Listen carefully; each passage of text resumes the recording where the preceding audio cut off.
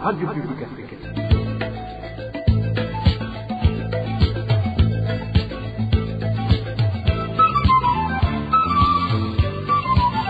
Radio Publique Africaine.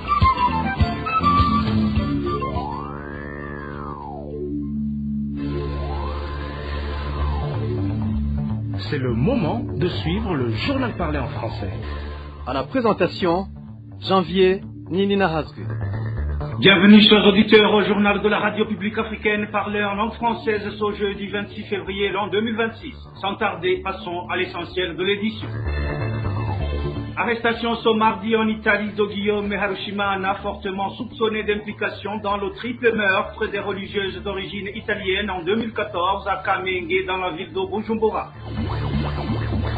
29 cas de décès des suites du choléra sont enregistrés dans 2 mois au camp de réfugiés temporaires de Chisemere en commune Chibitoke. Dans l'entretemps, le HCR lance un appel d'urgence à ses partenaires pour venir en aide aux réfugiés congolais se trouvant au Burundi ainsi qu'aux rapatriés burundais.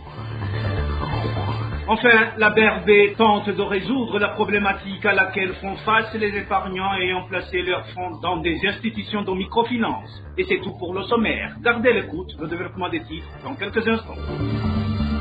Encore une fois, bienvenue, je vous le disais tout à l'heure, le Burundais Guillaume Harushimana, un ancien employé du centre jeune Kamenge, a été arrêté ce mardi par la police italienne. Il est accusé d'avoir pris part à l'assassinat de 3 religieuses italiennes tuées à Kamenge dans les locaux de la paroisse Guido Maria Conforti où elles exerçaient leur mission. Guillaume Harushimana avait déjà été cité dans une enquête menée par la RPA sur ce triple meurtre, au cours de laquelle 2 agents des services de renseignement qui avaient reconnu être les auteurs du crime avaient affirmé avoir agi en collaboration avec lui. Ces agents avaient en outre accusé Harushimana d'avoir participé à la planification de l'assassinat avec le général Adolphe Shimirimana. Son arrestation intervient après la réouverture du dossier par le parquet et la police de la province de Parme en Italie. De nombreux Burundais se souviennent également de Guillaume Harushimana pour la manifestation qu'il avait organisée en janvier 2015 devant la radio publique africaine afin d'intimider ces journalistes qu'il avait cités dans leurs révélations sur ce meurtre. Page réfugiés à présent, en seulement 2 semaines, 29 personnes sont décédées du choléra dans le camp de réfugiés temporaires de Chisemere, situé en commune Chibitoke de la province Bujumbura. Le manque d'hygiène et les conditions de vie précaires du camp, dues à sa forte densité,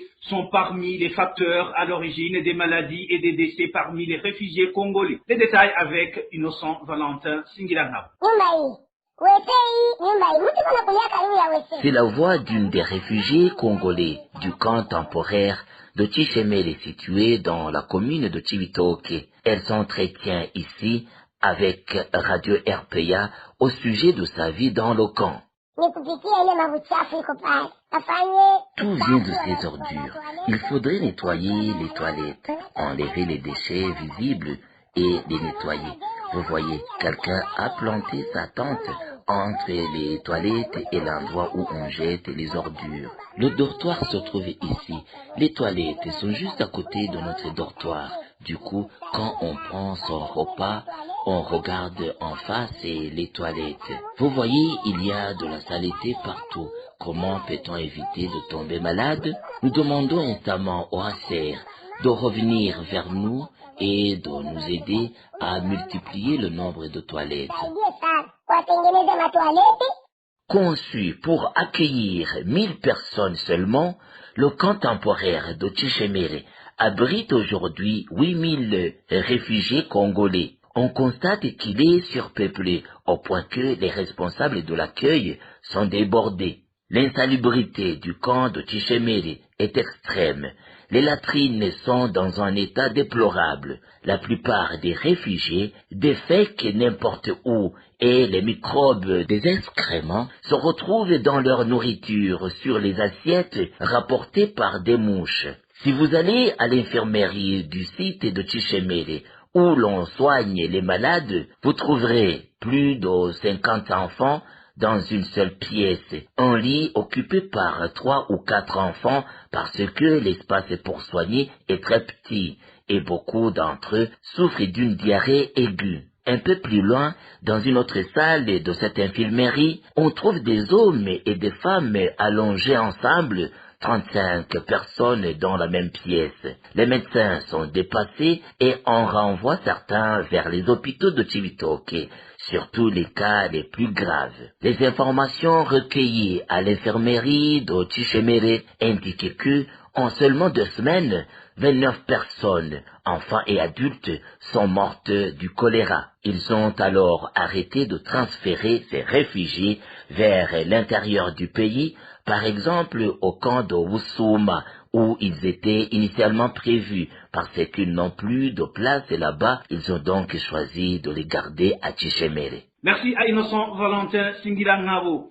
Les organisations Ligue ITK et King Umurundi Freedom dénoncent des pratiques attribuées à certains membres des Imbonerakure et à des policiers accusés d'exiger de l'argent à des réfugiés congolais en échange d'une assistance pour leur retour par des voies jugées illégales. Ces accusations figurent dans le 3e document d'alerte publié par les 2 organisations le 20 février 2026. Dans leurs recommandations adressées aux autorités burundaises et à la communauté internationale, Ligue ITK et King Umurundi Freedom appellent à l'intensification des discussions tripartites entre le Burundi, la République démocratique du Congo et le HCR afin de faciliter un rapatriement organisé et conforme aux normes internationales. Elle demande également que des sanctions soient prises contre toutes les personnes impliquées dans l'extorsion présumée de fonds auprès des réfugiés. C'est un reportage signé Digne Karondo. Dans une déclaration rendue publique, les organisations de défense des droits humains, IGTK et King Umurundi Freedom, dénoncent les sommes exorbitantes exigées des réfugiés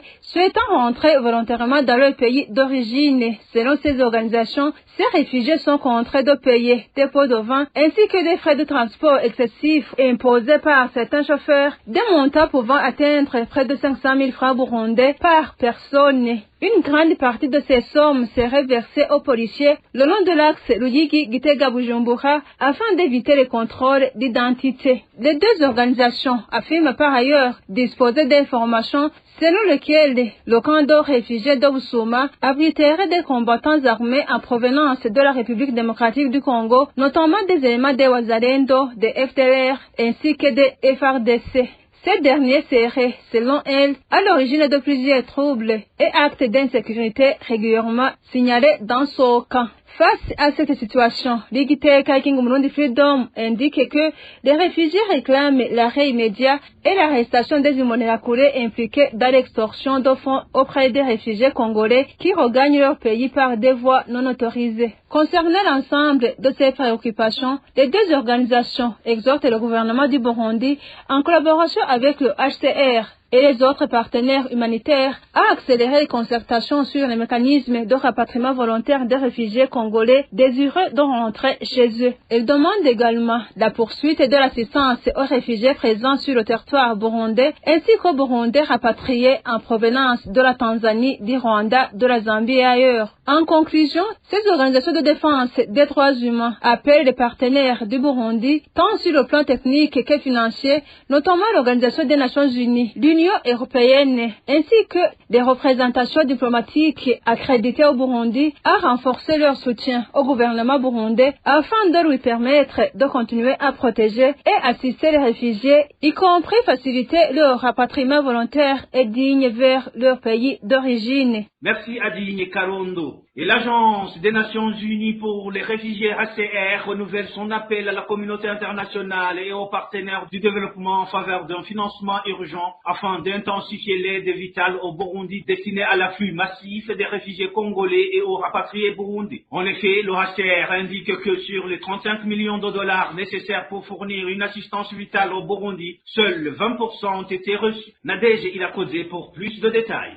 Après la visite officielle au Burundi la semaine dernière, la haut-commissaire assistante du HCR, chargée de la protection, Ruvandrini Menikduela, le HCR a encore appelé la communauté internationale ainsi que les partenaires du développement à un soutien urgent aux milliers de réfugiés provenant de la République démocratique du Congo qui se trouvent sur le territoire du Burundi et aux rapatriés burundais venus des pays voisins du Burundi. Au cours des 3 derniers mois, le Burundi a accueilli plus de 90 000 réfugiés ayant fui le conflit en République démocratique du Congo, y compris 10 000 ressortissants burundais qui ont eux aussi fui les combats dans ce pays. À cet effectif s'ajoutent les réfugiés burundais de retour après des années d'exil dans d'autres pays de la région, en particulier la Tanzanie. Ainsi, le HCR souligne que le Burundi est dépassé par l'afflux massif des réfugiés et des rapatriés car il n'a pas de ressources suffisantes pour répondre aux besoins humanitaires croissants. Sur les 35 millions de dollars nécessaires pour fournir une assistance vitale au Burundi, cette année,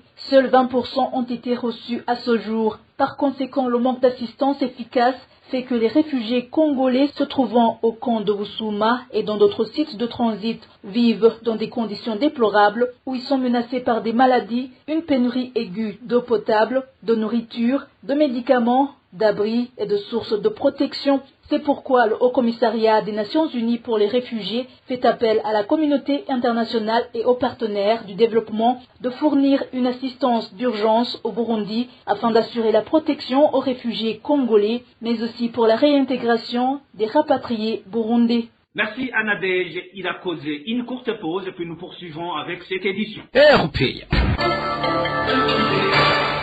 Page économie, la problématique rencontrée par des épargnants ayant placé leurs fonds dans des institutions de microfinance, notamment les difficultés liées au retrait de dépôts et au paiement des intérêts, fait actuellement l'objet d'un suivi en vue d'une résolution rapide. Cette déclaration a été faite par le gouverneur de la Banque de la République du Burundi, BRB en sigle, Edouard Normand Wigendako, lors de la déclaration de la politique monétaire. Le responsable de la Banque centrale a indiqué que la première réponse à cette situation propose sur le renforcement de l'application stricte du cadre réglementaire régissant les établissements de microfinance afin de garantir la protection des déposants et la stabilité du système financier. Suivez. Ikibazo cy'ama microfinance sinova kwa microfinance yose.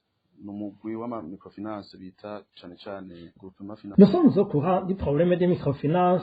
Ce n'est pas d'ailleurs toutes les microfinances, c'est une catégorie de microfinances appelée surtout des groupements financiers communautaires. La solution, c'est de respecter la loi. Les règles sont là et claires qui montrent ce qu'ils ont droit de faire. Nous avons organisé beaucoup de réunions à Gitega aux autorités administratives et policières pour bien leur expliquer en quoi diffèrent toutes ces catégories. En général, ce sont des gens qui se mettent ensemble pour cotiser et se donner de l'argent entre eux. C'est ce qui devrait être fait. Mais on constate des gens qui placent des millions de francs pour recevoir un intérêt de 5% par mois. Cela n'existe pratiquement pas. Ce sont des mensonges. Vous avez vu comment sont calculés les taux d'intérêt. 5% par mois, c'est donc 60% par an. Et 6% veut dire 72% par an. Quelle est cette activité que l'on peut faire pour avoir un intérêt pareil? Donc, l'important, c'est de respecter la loi et je profite de cette occasion pour dire à la population que personne ne soit trompé qu'il placera de l'argent quelque part afin de gagner des intérêts excessifs. Nous en sommes donc au courant et nous y travaillons et organisons des dialogues pour que des gens savent ce qui est permis et ce qui ne l'est pas. Nous envoyons des superviseurs pour suivre de près la situation avant que le pire n'arrive, mais les populations doivent être informées qu'il n'y a pas de gens qui leur accorderont des intérêts élevés.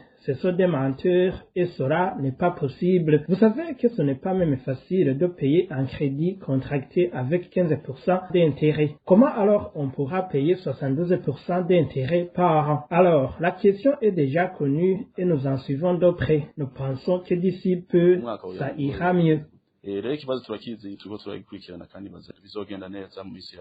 S'agissant de la pénurie de liquide observée dans certaines banques commerciales, le gouverneur de la BRB a annoncé le renforcement des mécanismes de circulation monétaire, notamment par le développement des transactions financières via la téléphonie mobile, reconnaissant que la disponibilité des espèces demeure insuffisante pour satisfaire l'ensemble des besoins de la population. Encore une fois, le gouverneur de la BRB.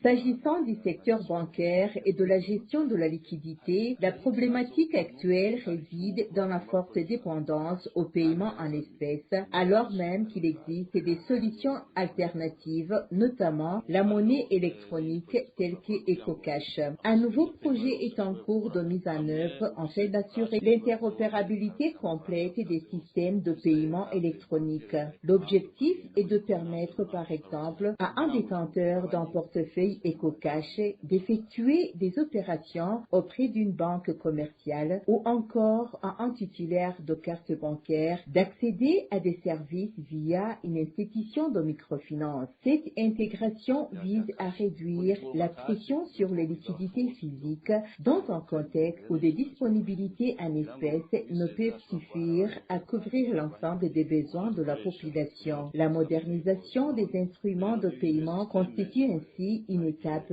incontournable vers une économie davantage digitalisée. Les autorités reconnaissent toutefois que des ajustements récents liés à la mise en conformité avec le nouveau cadre réglementaire ont pu entraîner certaines perturbations techniques. Elle assure néanmoins que des équipes spécialisées suivent la situation de près afin de corriger rapidement les dysfonctionnements observés. C'était Edouard Normand Bigenda, co-gouverneur de la Banque centrale du Burundi. Un développement plus détaillé des orientations présentées par Edouard Normand Bigenda sur la politique monétaire du Burundi sera proposé dans nos prochaines éditions d'information. Page environnement pour clore cette édition, il est établi qu'aucune étude d'impact environnemental suffisante n'a été réalisée préalablement à la mise en œuvre du programme de Gitega visant l'intensification de la culture d'avocat dans plusieurs régions du pays. Cette conclusion émane d'un expert en environnement à la suite des préoccupations soulevées par des habitants de la commune Ngozi, en province Butanyerera, qui font état de la destruction d'arbres par certaines autorités administratives locales dans le cadre de l'aménagement de terrains destinés à la culture d'avocat. Selon Landry Niherete, les arbres constituent un élément essentiel de l'équilibre écologique et socio-économique des communautés et devraient à ce titre faire objet d'une protection rigoureuse. Suivez plutôt Landry Niherete, expert en environnement. Alors, il est évident que l'objectif d'exporter 11 millions de tonnes d'avocats d'ici 2030, qui est un projet gouvernemental, n'a pas été assez mûri et réfléchi, notamment compte tenu des autres contraintes environnementales que le pays connaît. Entre autres, évidemment, il y a la pression démographique sans cesse croissante, il y a la déforestation, il y a les feux de brousse, il y a la mauvaise utilisation des terres. Tout ça combiné à certaines statistiques assez poignantes qui montrent que le taux de déforestation du pays aujourd'hui a plus de 70 km² par an. C'est un taux extrêmement élevé compte tenu de la superficie nationale et il y a un risque que d'ici moins de 2 décennies, le couvert forestier national risque de disparaître si ce rythme continue d'augmenter comme on l'observe. Malheureusement, il n'y a pas d'alternative. Il n'y a pas de mesures assez contraignantes pour préserver et encourager non seulement la protection des ressources forestières existantes, mais également augmenter le couvert national, parce que ça doit être une priorité qui va au-delà même de l'encouragement de la plantation de la culture d'avocature. Parce que les défis sont là. Il y a cette culture d'avocat qui est aujourd'hui perçue comme une opportunité, donc pouvant générer des ressources financières pour les ménages, mais nous devons nous rappeler constamment qu'il y a d'autres défis qui font que un tel projet doit être mûrement réfléchi pour qu'il ne vienne pas perturber l'ensemble, je dirais, des cultures, que ce soit industrielles ou vivrières, qui sont plantées par les populations. Parce qu'en fin de compte, lorsque le dernier arbre sera coupé, lorsque le dernier poisson sera consommé, la dernière source d'eau naturelle empoisonnée ou polluée, on se rendra compte que les billets générés via le projet d'arbres ne sont pas consommables. L'expert souligne qu'il aurait été indispensable de procéder à des études environnementales approfondies afin d'assurer que ce programme d'augmentation de la production d'avocats soit exécuté dans le respect des autres composantes de l'environnement. Il insiste sur le fait que le développement agricole doit impérativement s'inscrire dans une approche durable, conciliant impératifs économiques et préservation des ressources naturelles. Suivez encore une fois Landry Niherete. Ce plan aurait été pleinement mûri pour identifier les zones les plus favorables avec des microclimats qui favorisent effectivement la culture d'avocat, mais aussi se rappeler que la culture d'avocat ne doit pas se faire au détriment d'autres cultures vivrières ou industrielles. Donc évidemment, l'ensemble de la population ne va pas aujourd'hui du jour au lendemain se mettre à couper l'ensemble du couvert ou à déterrer les cultures qui existent. L'avocat doit coexister avec le maïs, les patates douces, le haricot, qui sont vraiment des cultures de base pour la société burundaise. Donc, il y a lieu de s'interroger et de revoir la mise en œuvre de ce plan de promotion de la culture d'avocat pour que demain, on ne puisse pas regretter, une fois que les boisements tels qu'on l'observe au nord du pays ont été coupés, ont été complètement décimés, on ne vienne pas regretter. Parce que c'est vrai qu'aujourd'hui, l'avocat génère des revenus, mais rien ne dit que ça sera toujours le cas dans les 5, 10 ou 20 années à venir. Plus de 60-70% de la population font face à des problèmes de malnutrition. Donc autant d'enjeux et de défis qui doivent être bien analysés pour que la conception et surtout la mise en œuvre de la promotion de la culture d'avocat ne viennent pas compromettre, quasiment détériorer les conditions de vie générale des populations. C'était Landry Ninheletse, expert en environnement. Et c'est par ici, mes chers auditeurs et auditrices, que nous mettons fin à cette édition de la RPA parler en langue française ce jeudi 26 février l'an 2026. Merci pour votre aimable écoute. Merci à toute l'équipe de la rédaction pour la collecte et le traitement de toutes ces infos. Sans oublier de remercier l'équipe technique pour sa bonne collaboration. À la présentation, vous étiez avec Janvier Ninina Azoué. Passez de bons moments chez vous.